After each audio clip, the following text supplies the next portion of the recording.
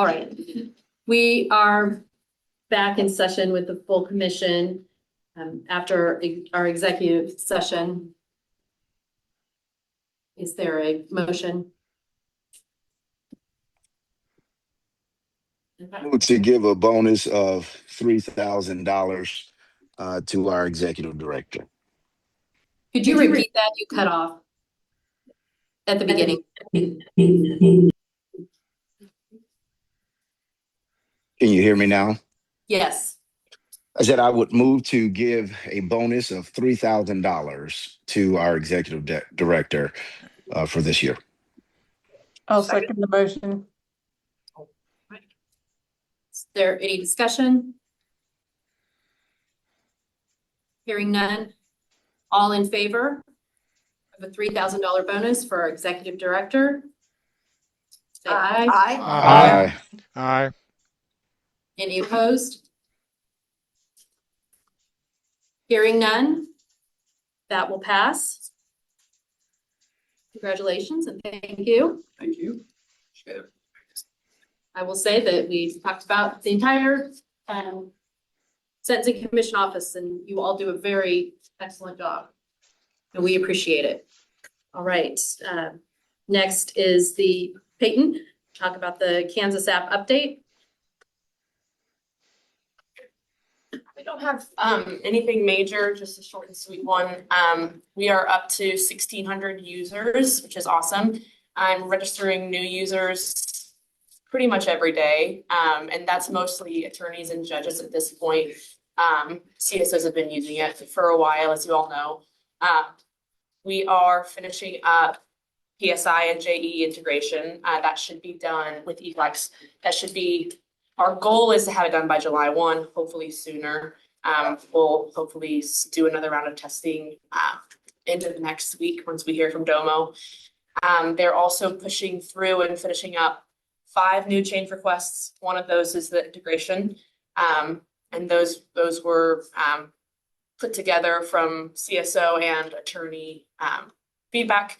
So those have been great, and those will make the app better and easier for them to use as well. And since January, since we last met, I counted, I think, 9 trainings, and that's county for PSI, mostly for journal entries. At this point, we're doing trainings, although we're still open to doing PSI trainings for anyone who needs it. And then we also did the PSI webinar and the JE webinar a couple weeks ago, and I've got more coming up, and that's my update. So I'll take any questions if you have any. All right. Okay. Thank you. All right, we'll hear the Senate Bill 123 update. Thank you, Peyton. All right, a quick update for Senate Bill 123. Just to start out, we've been doing provider audits. So we've been doing some traveling, and Trish has really taken over that primary responsibility. So far, 14 treatment providers have been audited. I would say 13 of those went very well, where, the only things that kind of came up were what I would consider kind of routine errors, different things. So it was a good opportunity to kind of educate our providers on what our expectations are in that regard. One, I would say, did not go very well. And so that agency, we will re-audit in 6 months after the initial visit. And if the same concerns are still there, then they will be subject to either a graduated sanction or possibly a corrective action plan, asking them to fix what they're not doing, basically. Like I said, Trish has been kind of the primary person that's been responsible for those audits, and she's done a really good job of taking that over. And she and Gwen continue to audit the substance use disorder assessments that are submitted to Carolyn. And that, again, there's a lot of routine errors there and things that come up, but no major red flags really that have come up as a result of that. So the auditing process kind of continues to unfold and has been, I think, really helpful for us to get more of an idea of what's going on the ground and be able to help our stakeholders and kind of catch some of those things before they go too far and impact client care. Just a quick update on our spending. The spending this fiscal year is up about 43% to where it was this time in FY 25. Obviously, the bulk of that is due to the increase in our reimbursement rates. That said, the increase in the reimbursement rates has kind of yielded the desired results. So we continue to add more and more providers. I'd say probably once a month or so at this point, we're getting interest in providers, officially adding a new provider. And so that's been really good to see. And then the feedback that we're getting from those providers is that it does help them get our clients into care faster. So less people sitting around between sentencing and actually accessing treatment, which I think we can all agree is a good thing. Regarding the RAF diversion program, spending is down about 22% in that program to where it was this time last year. And really in kind of talking with our stakeholders, the providers just say they're not getting the referrals. And then I'm kind of talking to people from court services and KDOC. It seems like the lack of funding to supervise people on diversion and who's going to actually supervise those folks is keeping a lot of counties, especially some of the larger counties, from participating in the RAF program. So the spending has been picking up as of March. So that's something that we'll keep an eye on and kind of see how it goes. Last but not least, we continue to work with SoftDocs to digitize all of our forms and kind of move away from spreadsheets and update all of our processes. So that's going really well. They're working in the background now to build a provider database that will track all of our provider information that we need to keep track of. And then all of the forms are being built as we speak. They should be ready to go live on July 1. And we anticipate doing a soft launch at some point after that.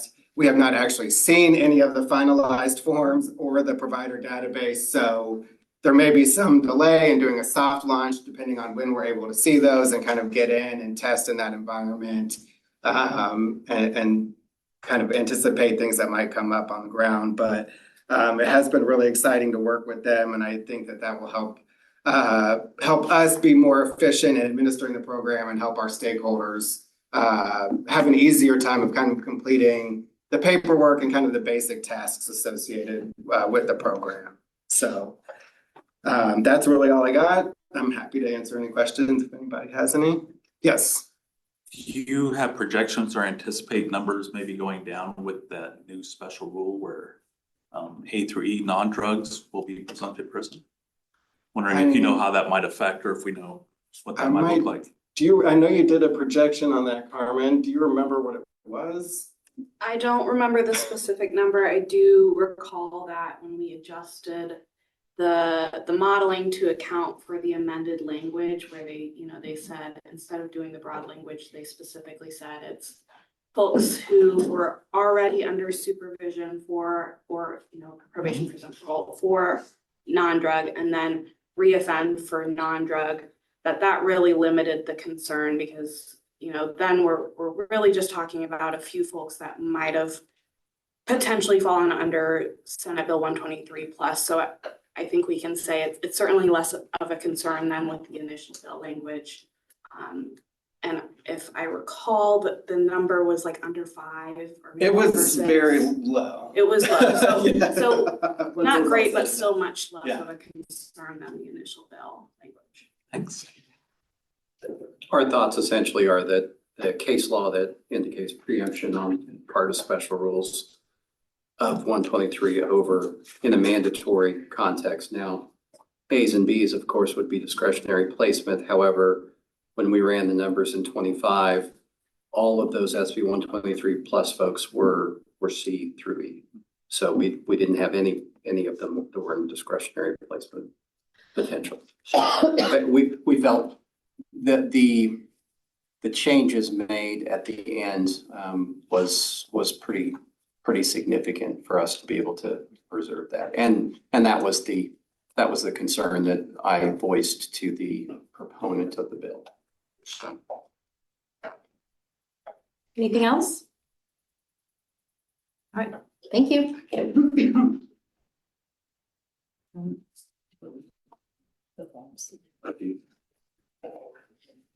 we'll go ahead and go to Scott regarding the comprehensive review of the guidelines.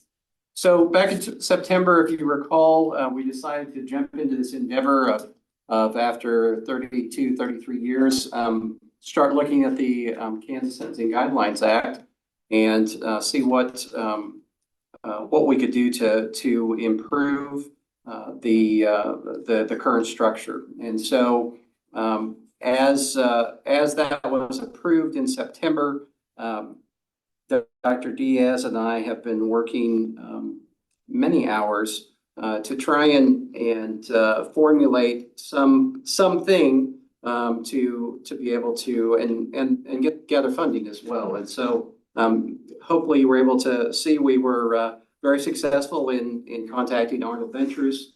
We have up to $600,000 that we can use partnering with Council for State Government's Justice Center. Carmen was unbelievably instrumental in the grant writing process to be able to get that done. And that's something that she has quite the flair for. And so very, very happy to be able to have a funding source in a multi-year project that we don't have to worry about potential downturns in the Kansas economy for that. So with that, we have already started planning in terms of AV actually requires an economist. We've already interviewed what seemed like 15. It was about 4 or 5 of those have settled on a Mizzou academic that she and grad students are going to help with the economic portion of the grant. But I just kind of wanted to give you, we are just getting the foundation for that. The steering committee has already been made up of commission members, has been assembled. Those individuals are Judges Sexton and Donovan, Representative Lewis, Secretary Zamuda, Jessica Dome, and Jessica Glendenning. We will be meeting in June to talk more about where we go from here, but we have a pretty good foundation thus far in terms of setting up some convenings that would essentially be stakeholder input type of situations, virtually as well as in person, and that is in the works already, and CSG is going to be assisting us with that stakeholder engagement piece. So very excited about that. Any questions? Thank you very much for getting the funding for that. Thank you, Carmen, for your work. Yeah. I'm excited to get started after June 12th, please. Okay, well, we'll move to the general agency report, but I'll have you address all of the changes that we've made. I want to come back to that. Okay, it occurred to me during this time after we got done with the forms that certainly there are certain items that you have approved already on these forms today that are relevant going clear back to 2016 that we could actually include on the KSAP forms. It would be extremely helpful to be able to allow staff discretion to be able to input those on the forms. And, the KSAP filed, for example, the prior SB 123, some of those other things that the other box, those type of things that aren't substantive, that were certainly not new legislation or anything of that nature, but to allow staff to be able to go back and make those. And this is the time to do it because the developers then can actually do every single year. So unless there would be objection, we could certainly do that. Do I have a motion to allow the commission to correct the variations that we've made in fees going backwards to 2016? I'll make a motion. Second? All in favor? Aye. Aye. Any opposed? Hearing none, that passes, and so we'll ask the You to make those backdated corrections. Okay, thank you very much. Changes, I guess. So I will go ahead. We have the normal KSSC letter and the monthly monitoring report in your packets, and I'll ask you to kind of commit that to your review. As you'll note, we've seen populations declining, and that's something that is going to be important going into projection season here this summer.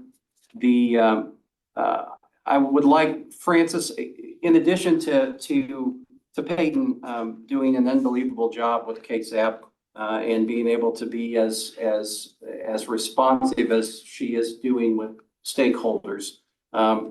The part of that outreach includes Francis's duties as well. I kind of wanted to give her just a couple seconds to kind of talk about some of the things that she's been doing as well as far as outreach. Our main priority has definitely been the KSAP training. Peyton and I have done several. Peyton's done a great job, like Scott said. So we've done trainings for bids, for Sedgwick County, and for other counties upon request. The other training that Peyton did with me was an ePSI and e-journal entry FAQ training. So those who have already signed up for KSAP could ask us questions, mainly ask Peyton questions about how to use KSAP. So during the registration process, they could ask questions and during the webinar. We've also done Spence Cohen and I did a PSI training, and that my thought there is other sentencing commissions, state sentencing commissions have basic trainings available on their website for journal entry, for PSI, that kind of thing. So I wanted to get an updated version on ours. So I did a PSI training in February with Spence. And then actually next week, Jessica Domi and I are going to do a journal entry training that will be similar. It'll go over the sentence KSGA and then go over some basics with sentencing. I think, and then last week on Friday, I went to the Kansas Supreme Court Spring in-house CLE to do a training on sentencing and probation. And this summer, Peyton and I are going to plan to do KSAP update / FAQ training again, where I will also go over the legislative changes. In the fall, we are on board to do CAXO. And I believe that is all. So we got a lot going on, and I certainly appreciate Francis's organization and getting all those things together, because she usually pulls in some really good presenters with these things. So I thank her for that. And again, you know, our goal obviously with getting, as we lead up to July 1 and the mandatory use of the KSAP, we want to give opportunities for those folks that want to get trained, want to get refreshed, to be able to have those opportunities. And so we're doing our best to be able to provide multiple means to do that. So I'm going to just be very brief as far as legislative update. We will have a full legislative summary that will be coming your way as usual July 1 as far as the applicable or relevant legislation that we believe that's criminal related July 1. But just from a standpoint of the commission's legislation, Pat touched on this a little bit as far as House Bill 2192. The second part of the domestic battery legislation was the commission bill that was House Bill 2312 that was put together in committee. It passed. This was, if you recall, this was the SB 123 plus eligibility was narrowed. We wanted to do that because there were specific special rules because of the as you recall, you only can do SB 123 twice. And so the third time you get special ruled. Similarly, there was nothing on the Senate Bill 123 side. So that provides for certain special rules to actually kick folks out of eligibility, which doesn't make a whole lot of sense with the Sentencing Commission when we're trying to encourage people. But at the same time, it establishes, I think, some statutory precedent to indicate that the preemption and that type of thing and solidify the issue as far as that mandatory placement in all other situations that most of those folks desperately need. House Bill 2552, just talked about it as far as enabling the commission to prescribe the form and manner of the sentencing forms. And that was specifically related towards the mandatory use of the KSAP. Our House Bill 2513 was the budget bill. We were fortunate to be able to, we started with basically zero at the beginning of the season. As far as any type of reappropriations, we were able to get $1.4 million back for 123, as well as about $150,000 for our operations. So we also were only one of 7 of 98 executive branch agencies that did not receive a 1.5% operations cut for 26 and 27. So that was another lobbying effort to get us exempted from the budget bill. This happened last year, but obviously we have a lot of interest here because we have a lot of attorneys as well. Some of you obviously are already aware of this, but last year, if you recall, we had there is a constitutional amendment that will actually be on the ballot in the primaries for Supreme Court elections and abolishing the Supreme Court nominating commission. So just wanted to, that it'll be legislation of interest come August. So again, legislative summary will be out on July 1. Other than that, just looking ahead, we will start assembling the Dutch reference manual based upon the legislation here in June. Steering committee meets in June. We'll be doing fiscal year closeout since the state fiscal year ends June 30. We also, on July 1, are planning a KSAP kickoff party. DOMA will actually be here. We're going to be representatives. They wanted to come down, so we will. They'll be flying in from Utah. So we're going to have a home party for that. We also will be having consensus meetings. We'll start in July and August for projections. We are very fortunate to keep former research director Kunlin Chang on he did a fantastic job with working with Carmen during impact season, and which we actually were up 40% as far as the number of impacts, even with the compressed legislative session. So Kunlin will be on board for projections, much to Dr. Diaz's relief, to help her with that. And then we'll be doing budget development, Kim and I, for the 27, 28 budgets. She's looking forward to that, just like I am. Our next meeting is Thursday, June 26th at 1:30, and location to be determined, Brenda? Yeah, so we don't have, there's been construction in the center room, so that's been the issue. So, but have a wonderful holiday weekend. And I have a question. Yes. Just from the criminal side, I appreciate so much. Again, speak to how you handle and give us our bed space impact. We win or lose this year. I mean, is there a running total cumulatively what was passed this year was? I think we tried to hold the line, and you may not know that off the top of your head, but I am curious to know. Would like to know. House Bill 2444 will have a significant impact. Yeah. That was the one that. Yes, and so we're 100. Carmen, do you remember 100 and some beds, and 300 in the 10-year at the 10-year point. So that was the highest bed count. I went back 5 years, and we had not had a bed space impact that high during that 5-year period. I appreciate so much the advocacy, not an advocacy, but the awareness that was made from you of what that impact could be.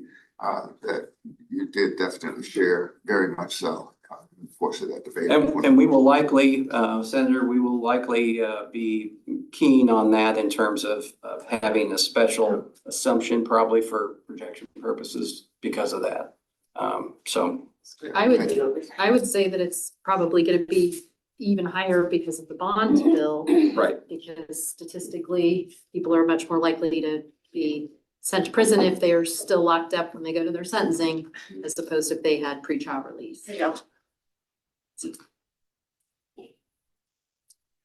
Let's see. 200 total was 241 beds that we estimated from the session up to 491 to 530 at the end of the 10-year. So, so yeah, there was a lot of increases in penalties. That was that was mainly that always is the driver, right? Yeah. So, but the In an election year. 2444 was by far the most significant. So Thank you. Our study will reveal so much. we're very excited about, Carmen, do you want to talk a little bit about some of the things that, we've talked about proportionality, and we've talked about some of the other things that are of interest, but part of these conferrings are going to be finding out what stakeholders deem to be important. And that's going to form a basis for being able to look at those potentially. So I don't know whether you have anything else. As Scott said, I mean, we've always wanted to start with these stakeholder input sessions to kind of guide specific things that we investigate research-wise, because there's a lot of directions you can go with the guidelines and potential changes. So that's an important piece. But I think something very cool that CSG is going to be able to do with our data is that they're going to be able to take some of that input, look at different potential policy changes, and then model that and give us projections of like, if we went this route, what impact would that have on beds, for example, versus if we went this route. So there's a lot of potential routes they can go with the data and the research, and the stakeholder engagement session will be really crucial for designing some of that. But I think at the end of it, we're going to have some really great research to kind of inform decisions. The kind of ultimate goal is to have based on that input and based on that research, to have recommendations developed for the 2028 legislative session. So that's kind of the overall goal, to get that stakeholder input, design some research around that input, and start to develop those policy options, come to some consensus as a group as to what's the best route to take, what's politically palatable and all of that, and then to put together a package for the 2028 session. Thank you. Anyone else have anything for the good of the order? My dynamic duo, can I hear any motion? I move we adjourn. Second. All right, we are adjourned. Thank you. Oh. Brenda put it boys against girls. Do you see that? Was this Brenda?